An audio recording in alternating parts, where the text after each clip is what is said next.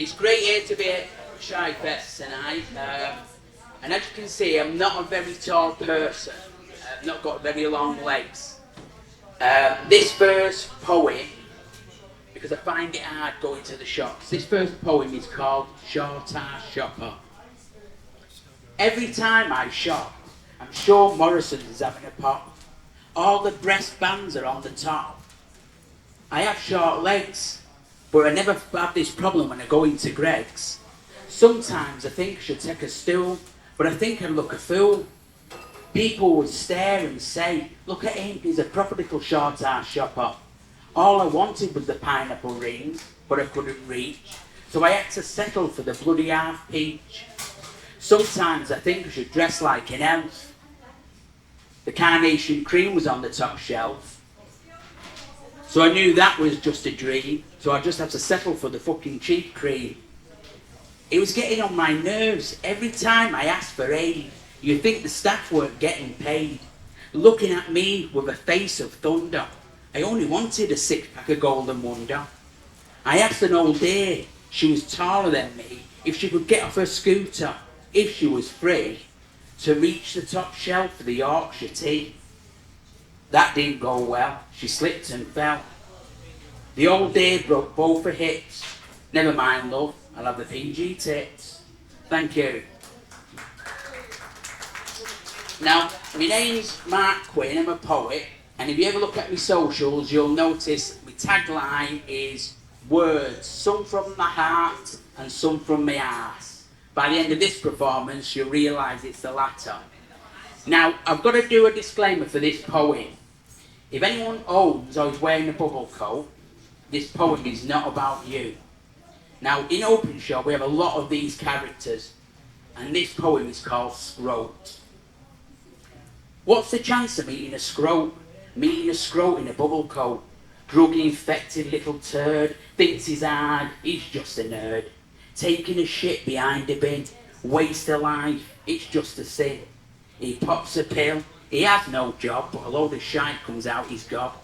He walks the streets late at night, hoping to get some old lady a fry. But her son turns up, he's out of sight, the dirty little grubby shite. He couldn't even handle a fight. Says to his mates how great he's been. Lying little fucker, he was nowhere to be seen. I wish that lad would have grabbed his throat. A fucking scrote in a bubble coat. Thank you, thank you. Now, this poem I wrote, it was a bit ago now, but it's about the drug LSD and about being paranoid after it. And it's called Mr. Paranoid. So, Mr. Paranoid, how's it going? Tell me a lie. Please tell me a lie. Mr. Paranoid, how's it flowing? Tell me a lie that I can fly. How's your head? Is it cabbaged in? Do you feel like throwing it all in? Did COVID-19 doing you Swede? Are your mind thinking blood vessels starting to bleed? Are people starting to stare? Are people starting to glare? Mr. Paranoid, how's your head? Mr. Paranoid, get out of bed. It's time for you to fix your nut. It's time for you to get out of this rut. So, Mr. Paranoid, how's it going? Tell me a lie. Please tell me a lie. Mr. Paranoid, how's it flowing? Tell me a lie that I can fly. I feel so down when you don't lie. I feel so down that I could cry. So, Mr. Paranoid, tell me a lie. I'm up on the roof so very high. Please, Mr. Paranoid, give me that lie. I will leave the roof so I can fly. Mr. Paranoid, make yourself a brew. And Mr. Paranoid, start your life anew. Tell me a lie so I'm high in the sky. Tell me a lie that I can fly. Thank you, Mr. Paranoid, for telling me that lie. Goodbye. Thank you. Now, this poem, I've got to say, is not a true story. It is for the love. I love coffee, and in work a few weeks ago, I had an espresso, and it was absolutely hanging. And so I wrote this poem about it, but it didn't happen. It's called Thick Black Espresso. A thick black espresso, that'll do the job, whilst I was working on a lathe. As it was pouring from the machine, I didn't know my fate. The thick gooey liquid was filling up my cup. I knocked it down in one. Fucking hell, yuck. Will this liquid gold keep me awake? I think I'll have another one for heaven's sake. One after the other. In the end, I had 3. Fucking coffee beans is all I could see.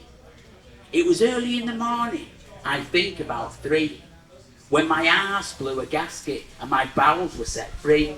I shat me pants that night. It was no fucking laugh. I had to leave work early and take a fucking bath. A thick black espresso, that'll do the job. In the future, I'll just have one. What a fucking knob. Now, I just want to get a bit serious with this poem. Oh, thank you, thank you. I just want to get a bit serious with this poem. It happened in round our way, and it's about when someone takes over a vulnerable person's house, and it's called Cuckooed. Cuckooed overnight, murder inside. They moved right in and stole my life. I've lived in this house for years, now it's full of shadows and fears. They've taken over, cold and cruel. I'm just a ghost in my own room, shedding tears that never end, trapped in a place I can't defend. Vulnerable and alone I felt. They knew a mark they knew too well. A little trust, a broken line. Now they run my house, they run my time.